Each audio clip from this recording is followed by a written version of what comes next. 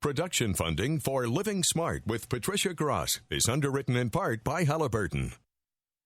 Can a child do well in school, thrive in relationships, and stay out of trouble when a parent is incarcerated? Learn what this woman did to tackle their problems. Next on Living Smart.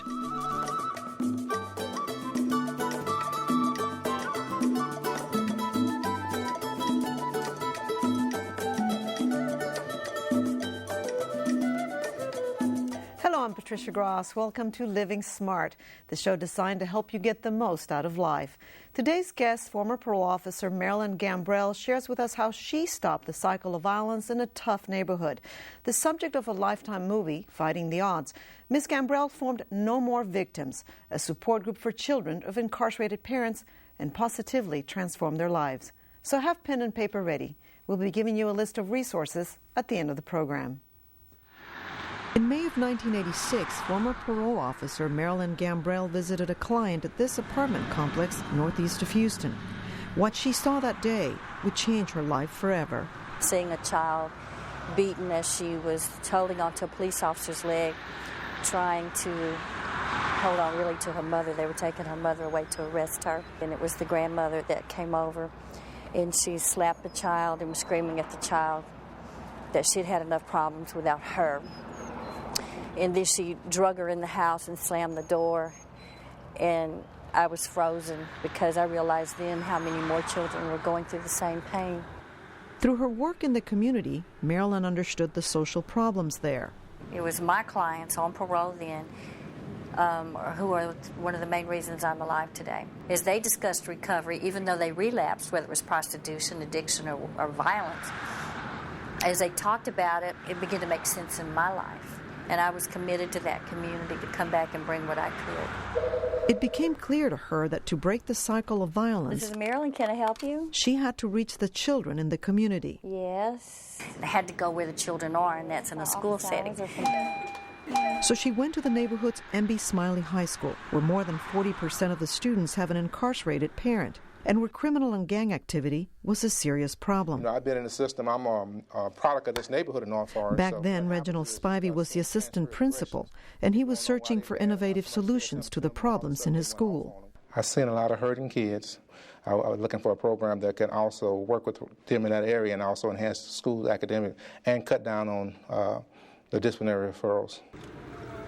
So in 2000, Marilyn and her parole partner established No More Victims, a grassroots organization whose goal was to break the cycle of violence. Do we know what projecting means?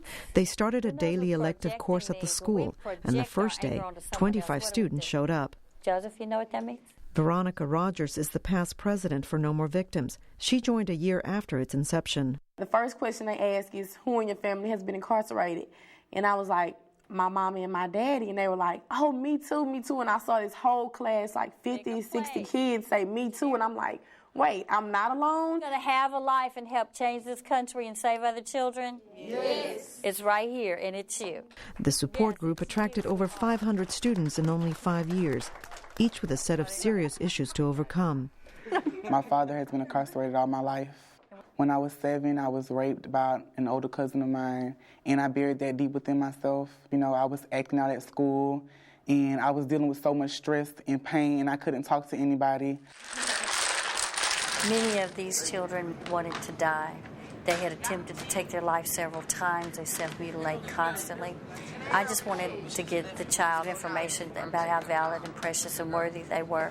If they can feel healthier from that one angle, then everything else will fall into place. Wanting to go to school, wanting to graduate, wanting to go to college. But if you want to die, me forcing education down your throat, I'm going to lose every child I have. According to the U.S. Department of Justice, over 2 million children in America currently have an incarcerated parent. These youngsters are 8 times more likely to end up in prison themselves. With No More Victims, Gambrell wants to stop the cycle of intergenerational crime and imprisonment. So in addition to the safe community environment she built for the children, Gambrell also visits nonviolent prisoners every week so they can better understand the kind of pain these kids suffer. Hello, my name is Janita. One of my little sisters calls me Mom because usually my mom's not around. Most children call Gambrell Mom, and she in turn gladly plays that role for them. When I was little, I was raped the only person I, ever told was Miss Gambrell, because if it wasn't for no more victims, I would have been dead, because I couldn't take it anymore. My mama, she was in jail before. For one point, I ain't see her for like 2 years. She ain't called me or nothing. Only time I ever really talked to my mama is when I get in trouble. So from the age of 12 to like 16, I would always get in trouble just so I can see my mama. The inmates hear the children. Ready? And then role-play what could happen in their first visit after getting out of prison. What do you want? I just got out What and do I you want to want? make it right with mine. Well, you're not going to do it here. Everybody deserves a second chance. What's this, 15 for you? I don't think so. The reality check in the role-playing appears to impact some of the inmates. It makes you look at what you've done.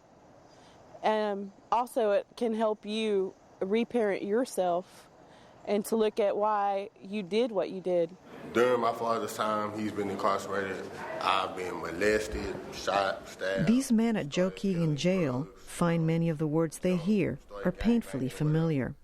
I think I could just wish for the best, hope that they do come out and hope that we not up here just wasting our time and that they are really taking our pain and our words to the heart.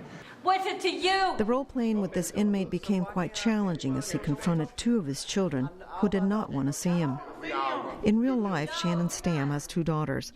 He's been in and out of prison for drug offenses a total of 9 years. I've done a lot of time in the system, and this is the first time that I've seen anything that focused on this, and it's a shame that only 48 guys get a taste of this. It's opened up my eyes tremendously, and it's not only good for the kids, it's good for the dads, but sometimes we don't know what to say, and this helps us to teach us because we don't want the rejection. Marilyn wants to open those eyes not only in Texas, but all over the world. Tell me I mean something. Tell me that I matter somewhere in this universe. I'm not just here to be raped or thrown to the side or to raise younger siblings, that I have value. If you tell me that and I believe it, maybe I can do other things. 2 major university studies show No More Victims improves the children's self-esteem, resilience, and GPA, and diminishes delinquent crimes, suicidal behavior, and gang activity. You could come here and find something that you can't find at home, which is love and trust and honesty. You know that you have a safe place and no one here is going to hurt you. It's the home that you never had. The only reason I stayed alive, the only reason I graduated is because of this program.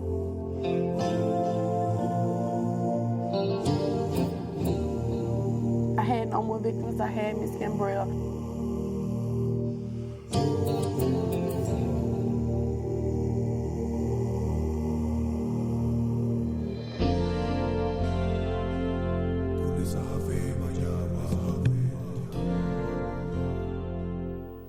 Those have got to be tears of joy. They are.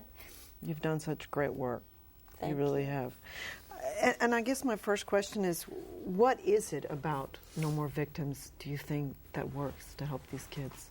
Because you've been tracking these kids and they're doing better. Yeah, they're doing fine. Of course, they still continue to struggle with a lot of trauma they've been through. That's why we're a support base for life.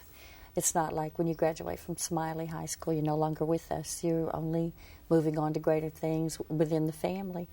And that's what I found has been one of the greatest aspects. It's not over at graduation. It's just beginning, actually, a whole new level of your life with this big family that you have. How did you know, Marilyn, that just by creating, it's really a regular classroom. You go there once a week and it's a class. It's every day. Every day. Why a class and not anything else? What did you know about these kids that made you say, I need to do a class? I knew to reach the child in great numbers, the best place to do that would be at a school, not after school, because for high school kids, so many of our kids have to either go to work or go straight home and take care of siblings. A lot of times this child cannot be involved in extracurricular activities because they have so many responsibilities so young, but if I could get it within the school day, and it could be a choice, an option. This has to be voluntary. It can't be a forced issue or it won't work. But if I could go where the numbers were, it would calm the school down. The child would begin to get new healthy information, and it could maybe benefit the whole community, especially this child. And it absolutely worked. Now, what is it? You're saying information. It's information that's healing these kids, Exactly. healing whole families. What is it? How do you heal these children? To let them talk. Okay. Not tell them how they should act, should think, should feel. How do they think, act, and feel? And they're valid no matter what they do. Their feelings are real no matter what they are. Resentment and hate and anger for someone who's raped you, abandoned you, wounded you, not fed you, not taken you to the doctor, those are real feelings of rage and hurt. And you're supposed to feel those. But to be hit or slapped because you have those feelings and voice them, you learn very quickly that you're not supposed to think or feel. Your feelings aren't worthy of anyone hearing. And in our classroom, you could say anything. We love you no matter what you bring to the table. And that acceptance has been tremendous. And to find out they're not the only child. You're surrounded by many other children, but they've always felt like they were alone. And now they know they're not. There's millions of children. But this child at Smiley High School is given a voice now to children that America has called throwaway children, forgotten ones. What rings true to them? Now that they are precious, they know they have power, they know they have a voice, and they're on a mission now to help other children. They want to give back, and it's like this joy you have, this new reality, and you want everybody to know. And they're on a mission from child, parent, sibling, to inmate, whatever it takes. You've been tracking these kids. You have 2 university studies. You've been tracking the 500 or so kids that have been through the program. What have you found as you track these kids? They're tremendously less suicidal to no longer suicidal. The cutting and burning self-mutilation, which could continue on into adulthood, drastically reduces or actually stops. That they are more focused now. They do great when they get to college. They have a clear focus. For the kids in our program, a lot of them didn't think they first would live to graduate. First it was live long enough. Then secondary to that was wouldn't graduate anyway. Thirdly, college was never even a thought. That was for other kids to do. Now they're in college, they're in the military, they've received vocational license, and they come back. The kids that are barbers now come back and cut the kids' hair. They give right back. They come every week. So 500 strong, we only get bigger. We only get bigger. Has the rate of children with incarcerated parents at Smiley gone down? Well, no, because the parents are still going to prison, doing what they're doing. But the child we're rerouting that. What it basically seems to have been understood in America, that you just lock them up, so you build more prisons for them younger because they're going anyway. Our children are not going to prison. We've had 18 of 535 go to prison. What the statistics say is 8 of 10 will go. That's right. And we've only had 18 go. And 14 of those were already on felony probation the day I met them and were already in the zone. Right. So I couldn't really impact, or we could not really impact that child to a great degree because of the circumstances they were already in. But it is tremendously deterred, and children that were on probation have successfully completed. How do you keep, Marilyn, the kids have tremendous problems, as you mentioned, and we see in the story. How do you keep the negativity out of the classroom? I mean, you're hearing these horrible stories. These kids are opening up, but they're telling extremely painful stories. How do you say, hey, there's hope? Just the fact that they were able to say it and be accepted and believed has already begun the healing process, because they don't talk about the pain. They're angry, rejected, but you're there for them. You're kind of like their mom. Yeah. You give them hope.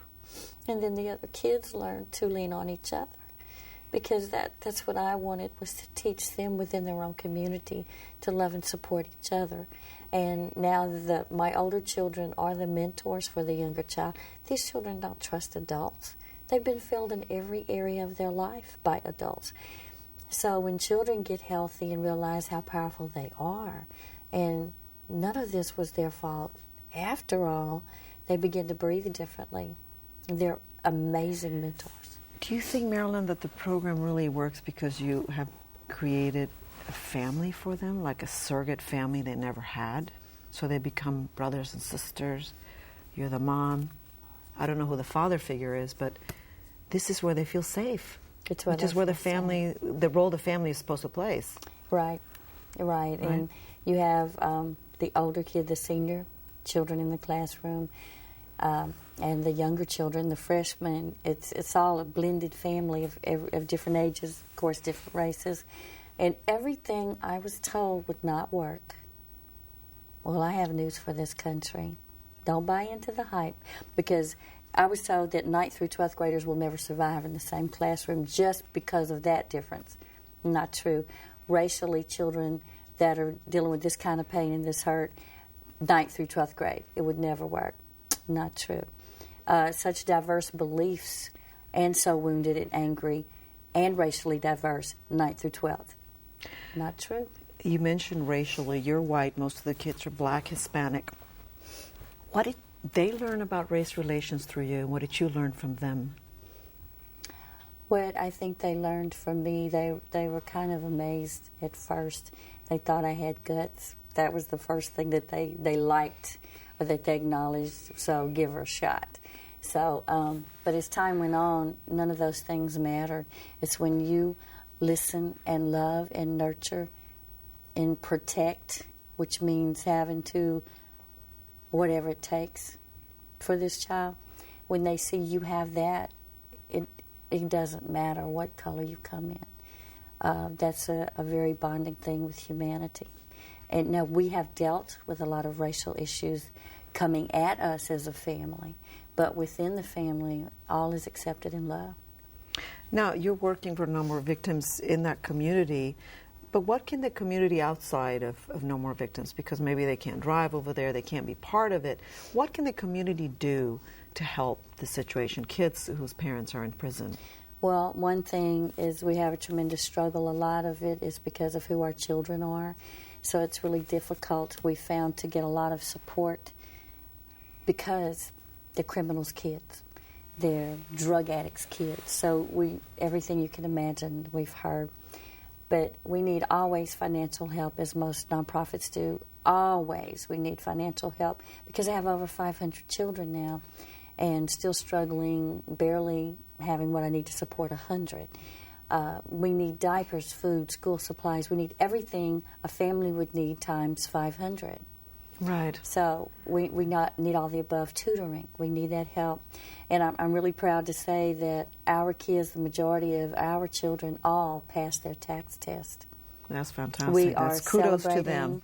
And have over 20 children graduating this year, and we just completed interviews for at least 8 scholarships. Fantastic. So now, they're going on. Beating the Odds, Lifetime movie, was the most watched movie, right, in the Lifetime network. Right. Lifetime, yeah. What did it do to help the kids, to help you? What did you learn from getting that kind of exposure? What came from it, it totally validated the child, and they knew then how powerful they are. And received emails from every state in America, but what it did was not help coming to us. Hundreds of more people needing our help. Right. So right. We had people that wanted this in their school districts, and the issues that we have seen prevail over and over again is so many school districts, superintendents, or school boards do not want these statistics released. They don't like the image it projects of their community, so they don't want to address it. Not this population. They'll be happy to do just at risk, which is critical, but this child is in a whole different at-risk category, and nobody wants to talk about it. So the pleas for help from children came from all over the country. Our children were emailing the same child. So our children knew how important their voice was, and it was validated around the country. You have to have a lot of courage to do what you do.